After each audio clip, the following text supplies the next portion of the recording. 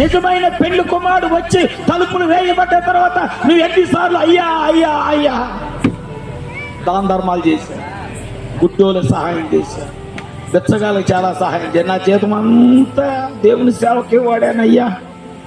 ఏం ప్రయోజనం?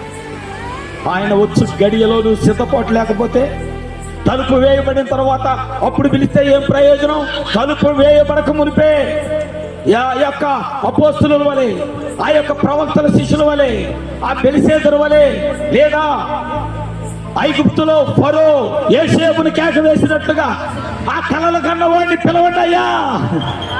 ఎవరైనా యోసేపు, ఈ కళలో భావం చెప్పేవాడు యోసేపు ఒకడు ఉన్నాడయ్యా అని చెప్పగా ఆయన పిలవండి అయ్యా.